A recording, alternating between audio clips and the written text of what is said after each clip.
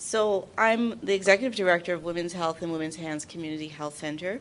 We're celebrating 20 years, and unfortunately we are the only community health center for women in Canada. And we specifically work with immigrant and refugee women from 4 populations: Africa, the Caribbean, Latin America, and South Asia.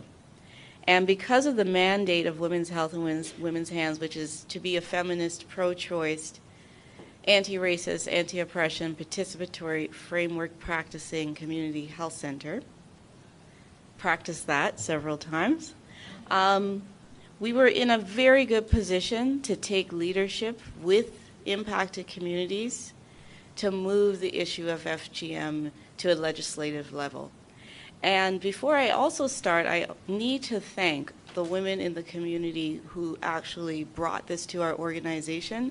We get to take a lot of credit for pushing the issue forward, but it was really women from the communities that were affected by FGM that came to us and asked us to be their voice. So we take it very seriously. We believe we're stewards for our communities, and we have an obligation to support and protect them at all costs. I also have to thank the staff of the organization, many of whom are still with us, who took a lot of their time. We're primarily clinicians. We are not government lobbyists. We do not know lots about legislation and how the Canadian legal system works. So a lot of effort was done to educate ourselves on how do you change a law in Canada. So I also have to thank those women. And it was interesting to see other people quote our work. But I would really implore you to read the history of FGM legislation from the perspective of the women who actually did the work. And one article that's very, very, I think, accurate is one by Linda Cornwell and Wangari Thoreau. And they are both staff still at Women's Health and Women's Hands. We realized there wasn't a lot of literature available written by us for us. So you can find that article in a book, in an anthology that I edited called Black Feminist Thought, Canadian Perspectives. So these are articles and chapters written by Black feminists, primarily people that we work with at Women's Health and Women's Hands, talking about what it means to be Black and feminist in Canada.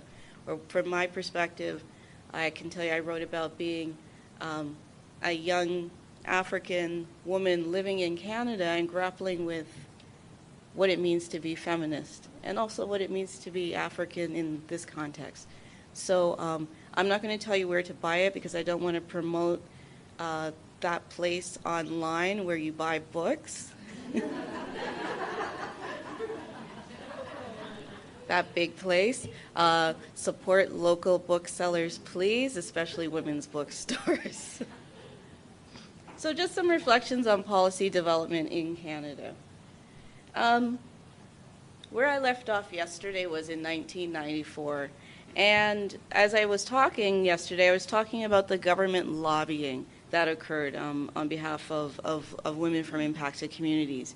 And what we were really stressing and asking for at Women's Health and Women's Hands was an inter-ministerial committee that was going to address FGM. And in 1994, that task force was struck, and it was led by the Ontario Women's Directorate, as we already heard. And I'm listing the members because I'm trying to make a point of how many government agencies needed to be involved to ensure that FGM eradication became law in Canada. So the members of that interministerial committee, so this is to tell you how much work we did to cover every issue that a woman was going to have to deal with in terms of addressing FGM in Canada. So the College of Physicians and Surgeons we've already heard about, Children's Aid Society in terms of child welfare issues, Toronto Public Health, the Ontario Women's Directorate, Ministry of Health and Long-Term Care, Ministry of the Attorney General in terms of criminal offenses and criminal charges, Ministry of Citizenship, Ministry of Education and Training. We needed to involve teachers and colleges and all of those things. Ministry of Community and Social Services, Ontario Human Rights Commission, the Ministry of the Solicitor General, Correctional Services, and then if we were going to make changes at a provincial level, our ultimate goal was to change the law federally across all provinces. And so Justice Canada was involved at the federal level, Health Canada at the federal level, and the Status of Women Canada at the federal level. So all of those people had to sit down at a table and come to some understandings about FGM, what the impact was in terms of immigration in Canada, and what would it mean to impacted communities if we were to change laws and legislation. Lots of discussions, lots of arguing. Kauser, I know you were very much involved in some of those meetings, and these weren't meetings in isolation. These are meetings with communities and community members and leaders involved in those discussions. But two pivotal things happened to push this issue forward. In 1994, a woman who had fled Somalia claimed asylum in Canada because she feared being returned home because her child would be circumcised. And she was granted asylum. And this was a very key moment in Canadian history around this issue. So what the Canadian Refugee Board was stating is that it's a human rights violation, and she belonged to a group that required protection, and we understand that her country of origin would not be able to provide that protection. She needed to be supported to protect her child. So the Canadian government was saying that she was not able to do it herself, the resources weren't available in her country of origin, and therefore we need to protect her here in Canada. That's a very large statement. And it's also the beginning of the need to change legislation to match those kinds of decisions by the Canadian Refugee Board. And we still see today that Canada is quite progressive in terms of providing asylum for women who are trying to protect their girls from being circumcised in country of origin. The second pivotal thing that happened for us at Women's Health and Women's Hands, and we think it was something that was pivotal for the rest of the country, is that we were chosen as an official NGO to attend the UN 4th Conference on Women in Beijing.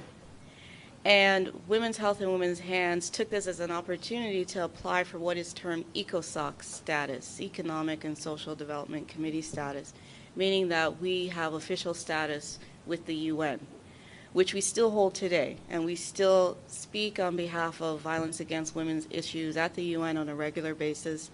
And we just attended the Status of Women meeting at the UN in New York that just passed a few months ago. Very big thing. We're a small grassroots organization, but to say that we didn't feel that the Canadian government was representing all women in Canada effectively, and that we were going to use some of our efforts to try and lobby at an international level. What happened at that meeting in Beijing was that FGM was officially recognized as violence against women.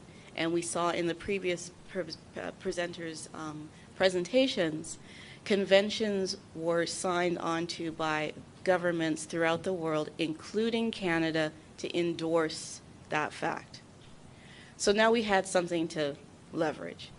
We've got an asylum case that was accepted, and we also have the Canadian government publicly, internationally stating that it supports the platform for action that was presented at Beijing. So when we returned to Canada, that was what we really used to lobby the government, to say we are going to force you to uphold that signature on that convention. Federal government of Canada proposed changes in legislation to criminalize FGM after this conference through the provision of Bill C-27, an act to amend the criminal code. And when they were amending the criminal code, they were looking at child prostitution, child sex tourism, criminal harassment, and they also included FGM in that time frame to amend the code. When we received the documents that the code was going to be amended, of course, we didn't necessarily understand everything that was there. We're not legal scholars. And so Women's Health and Women's Hands hired legal assistants to help us review it and ensure that it actually reflected all of the things that we were representing the community on, the issues that were really crucial to the community. So first of all, the definition in the amended code did not include all types of FGM. So we've heard about the 4 types. So we wanted to ensure there were no loopholes. One of the things that we talked about yesterday is that the Somali community or the East African community gets stigmatized the most because they're seen as having the most severe form of FGM. And some of us in the West are saying, oh, we just do clitoridectomy or pricking or elongation and things like that, so it's not so bad. We wanted to ensure that all forms of FGM were included in that definition. The bill originally only applied to girls under the age of 18, so they were only protecting girls under the age of 18 from undergoing FGM. We wanted to ensure that it covered all women. Once again, you're trying to mitigate some of the loopholes that people might use to circumvent legislation. The bill also stated that there could be times when the operation on female genitals could be medically approved. So we needed to have that removed. And we wanted to look at fairness in sentencing so that people who were deemed practitioners, and we wanted them to be deemed practitioners as opposed to people who were just aiding and abetting. So we wanted there to be a distinction between sentencing or more sentencing for a practitioner versus a mother who feels that she is protecting her daughter. She doesn't feel she's breaking the law. She's practicing her culture. So we wanted there to be some distinctions between people who may not have had options, particularly women, in terms of circumcising the daughter versus someone who is doing this as a form of employment, a living. So those were our recommendations. Those are the recommendations that we put forth with legal assistance. We had opportunities to present those recommendations. And if anyone understands royal assent and do people understand what royal assent is yet? No. This is the process of royal assent. There were 3 readings of the proposed amendments.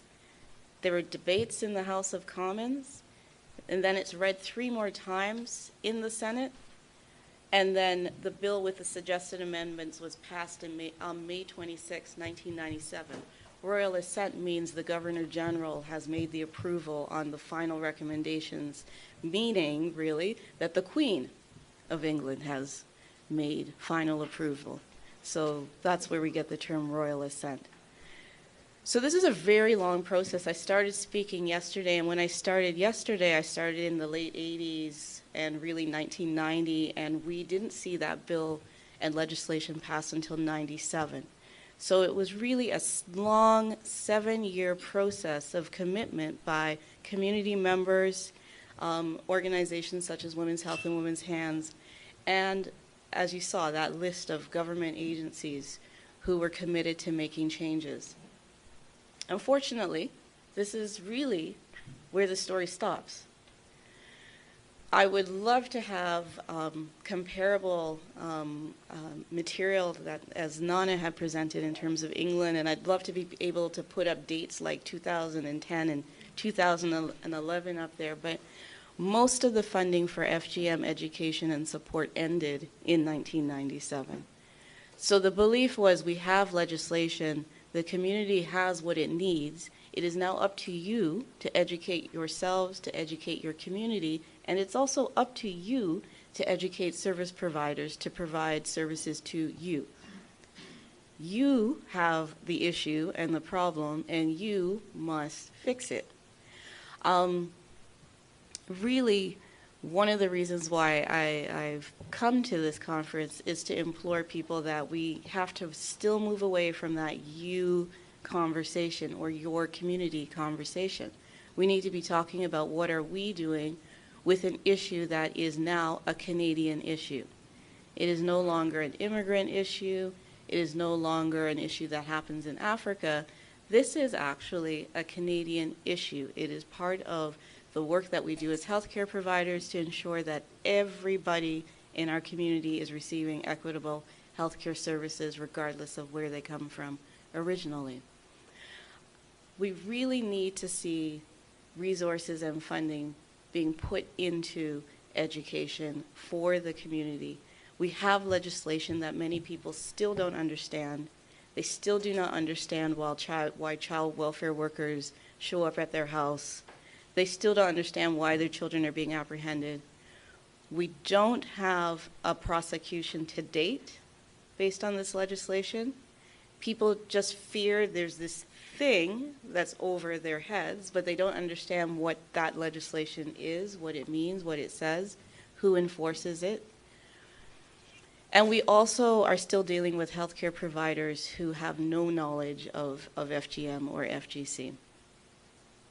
So I'm really, really pushing for us to move past this 1997 legislation. I don't even need 10 minutes. Wow. I think this is the first time in my life that I've not run out of the clock. But we really, really need to focus on education. At Women's Health and Women's Hands, we've learned a lot from this experience. I think the organization is richer because of the experience.